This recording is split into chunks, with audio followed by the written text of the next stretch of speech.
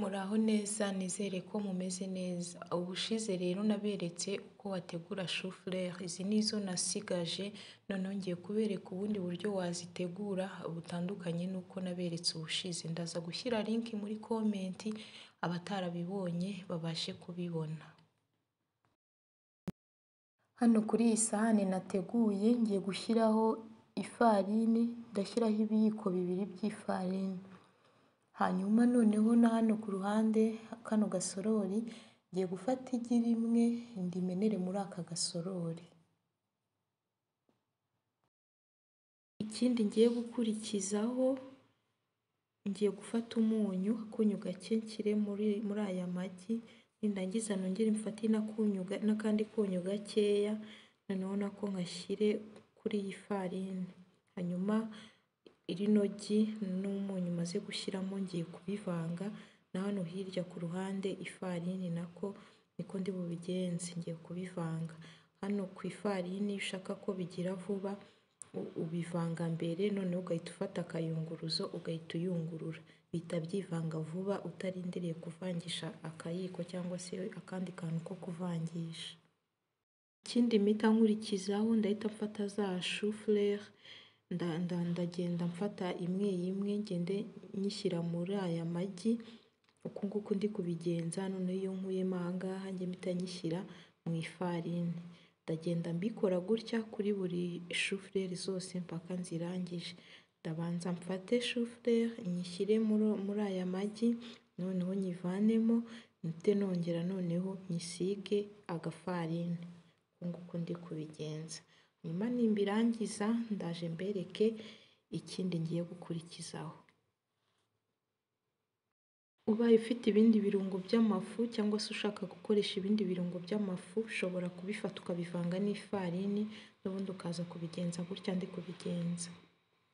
Nyuma rero zose nazirangije, noneho icyo ngiye gukurikizaho ngiye kuziteka.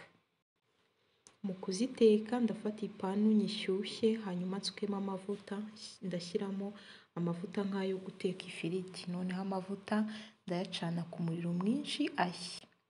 Hanyuma amavuta namara gushya ndahita nshyiramo za shufurere.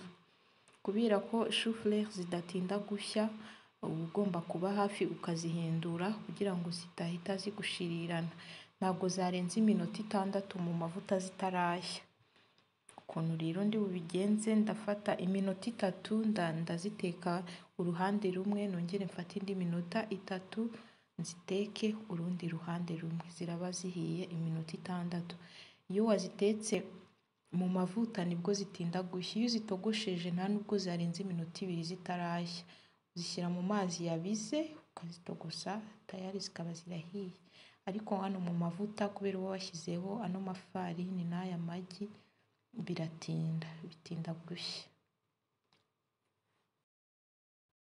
Murabona rero hano ko zahinduye ibara ziri gusa na gold, murabona ko zitagisa umweru nka kwa kundi. Aha rero zahiye, namaze kuzihindura impande zose. Icyo ngiye gukurikizaho ni ukuzarura, ndazarurira ku kintu kiza gukamuramo aya mavuta. Ngiye nkoresha udupapuro two mu gikoni, ndafata shufurere ngende nzirambikaho. Zino mpapuro rero amavuta uko agiyemo agenda akamiramo noneho zino shufurere zikaza kumuka. Nizere ko mwakurikiye, nizere ko mwabikunze, kandi ndizera ko muri busangize ino video abandi bantu muzi byagirira umumaro. Niba uri mushyashya hano wibuke gukora subscribe kugira ngo utajya ucikwa n'amavideo mashyashya buri munsi. Ntimwibagirwe kandi no gukanda kuri like. Mwakoze rero, tuzasubira ubutaha kandi ndizera ko tuzaguma kubana. Nugira ikibazo nyandikire muri komenti ndaza kugusubiza, nuba wenda cyangwa se hari n'inyunganizi ushaka kumpa uze kumbwira muri komenti, ndaza kuyisoma komenti yawe. Mwakoze cyane rero, naho ubutaha.